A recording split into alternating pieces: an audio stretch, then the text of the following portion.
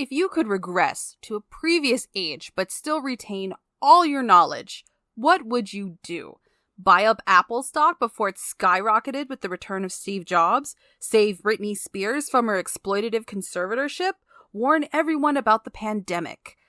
You can have as many grand ideas, as vast and deep as a certain canyon, but the truth is that unless you're literally Bill Clinton, you wouldn't do anything earth-shattering.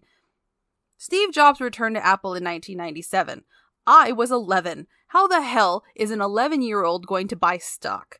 And there was no way I could convince my stock-less family to buy stock that, according to every source at the time, was circling the drain. And about Britney Spears? What was I gonna do? Britney Spears doesn't know me. And as for the pandemic, disease experts were warning us about a pandemic for years, and the Orange Menace still gutted the organization responsible for pandemic management right when we needed it the most. Truthfully, you would try to change something personal. You wouldn't date that boy with a motorcycle and a tongue piercing. You would make that life-changing move to Sydney instead of putting it off until you couldn't afford it anymore. You would major in English instead. In this week's book, our protagonist has an opportunity to rectify mistakes in his past, but it may be too late to actually fix anything as an existential threat looms over this book. Get ready to contemplate your existence. This is Rereading My Childhood, Goosebumps, The Cuckoo Clock of Doom by R.L. Stine. Michael hates his little sister, Tara. She's always playing pranks and getting him into trouble. The Stine prankometer starts at howling outside windows and ends at murder. We'll see where she falls, but I will tell you right now that one of her pranks is definitely a felony of some kind. Anyways, their father bought a cuckoo/grandfather clock. The contraption requires a small fleet of workers to move it, and every hour a yellow bird pops out and squawks out the time. After years of seeing the clock in the window of an antique store, and years of bargaining, Michael's father finally got it for a song. There's a flaw in the clock, but even after the kids search the cabinet for scratches and dents, they can't find it. And the clock accurately relays the time, so the flaw must be incredibly minor. But you don't know how collectors are. One scratch or missing TY tag and suddenly your understuffed toy is worthless. Yes, that's the only possible reason. Besides telling the time, the clock also displays the year, but it only goes to 2000. It either needs a patch like every operating system in 1999, or the clock couldn't live in a world without Beanie Babies. The owner of Beanie Babies said that he would stop making them in 2000. People were going to retire on that Princess Diana bear, damn it. However, it was all a publicity stunt, and now I can find Beanie Babies at 7-Eleven between the Monster Energy drinks and the taquitos of questionable origin. Before the day is over, Tara tricks Michael into stepping on gum, smashes his foot, and starts a fight over the family encyclopedia set. However, none of these things are as bad as Tara's previous exploits. Michael's parents threw him a party for his 12th birthday. They even got him a brand new bike. Before Michael can ride it, Tara climbs on it, tumbles to the floor, and scratches the bike. The parents don't admonish Tara for trying to mount something that she had no business climbing on. They admonish Michael for being more concerned about the giant gash in his new bike than his sister falling a foot due to her own recklessness. That's not all. During the birthday party, Tara trips Michael as he's carrying the cake, ruining his cake and destroying the last thread of dignity he had in front of his crush, Mona.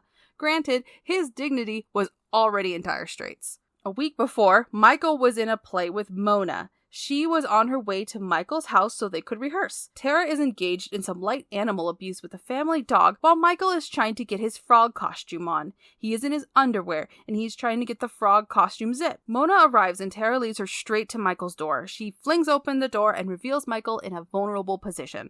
Tara probably committed a felony, but once again, the parents don't do anything. And finally, before that, after basketball practice, one of the other players, a boy with an enlarged pituitary gland, is missing his favorite hat. The boy finds the hat in Michael's bag. Guess who put it there? The boy pounds Michael so much that his, quote, clothes don't fit too well. When Michael doesn't want to talk to his sister because she's the reason he looks like he just solved the lament configuration, he slams the door in her face. His parents punish him for slamming a door.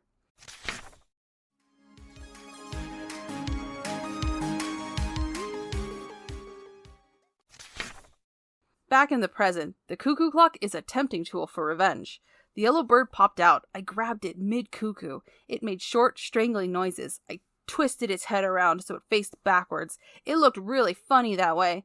It finished out its 12 cuckoos facing the wrong way. I laughed to myself. When Dad saw it, he'd go ballistic. The cuckoo slid back into its little window, still facing backwards. This is going to drive Dad insane, he thought wickedly. He'll be furious at Tara. He'll explode like a volcano. Michael's father does not go Captain Magma on the kids. Instead, Michael wakes up and it's his birthday. That's right, like Marty McFly before him, Michael went back in time. Does he make out with his hot mother, or at least change his birthday so it goes smoother? He does neither of these things because he's still confused and his birthday does not change. The next morning, he still doesn't know what's going on, but he knows it has something to do with the cuckoo clock. Downstairs in the den, the previous location of the clock, he finds a big pile of nothing. Michael's father hasn't purchased the clock yet. In fact, it's not a week before his birthday. It's the day Tara put herself on some kind of watch list. Michael attempts to prevent the embarrassing situation, but it's no use. Then he travels to the day that Tara implicated him in the theft. Resigned to his fate, he takes his beating.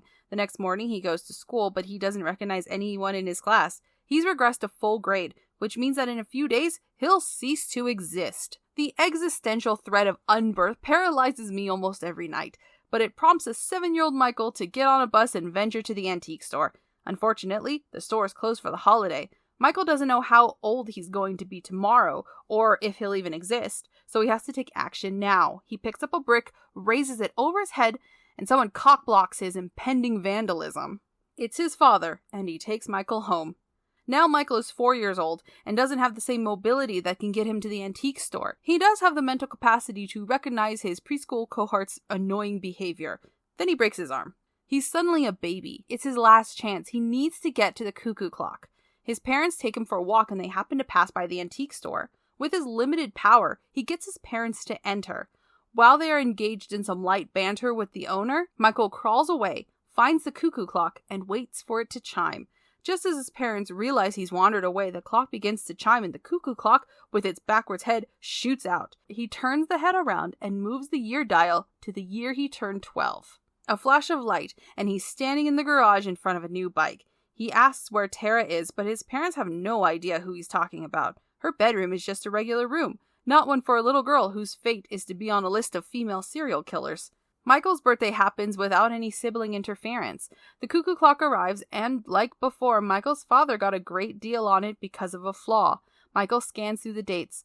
1988 is missing. The flaw. And 1988 is the year that Tara was born. This book takes the popular wish of doing your life over and cranks up the crime and dread. Frankly, it's a bit too much for me. I have enough fear about my existence without Stein coming in to compound that fear with a yellow mechanical bird and felonies. That being said, the book itself is pretty good. Tara is an onerous character whose sole existence is to annoy the main character. Normally, that would be problematic. Who wants a villain who is nothing but evil? But it works here, especially with the twist ending. If she had an ounce of likable behavior, the ending would be cruel. Since she's okay with thievery, assault, and exploitation, maybe the world is better off without her chaos. For right now, I'm going to be thankful for my existence and the existence of my loved ones, and I'm going to tell my sister that I'm happy that, while we had our squabbles, she never destroyed my college prospects. I did that on my own. Now I'm off to find those Beanie Babies that we got from McDonald's. Move over, old Pokemon cards. Our parents said that Pokemon was just a fad. Beanie Babies are going to pay off in a big way.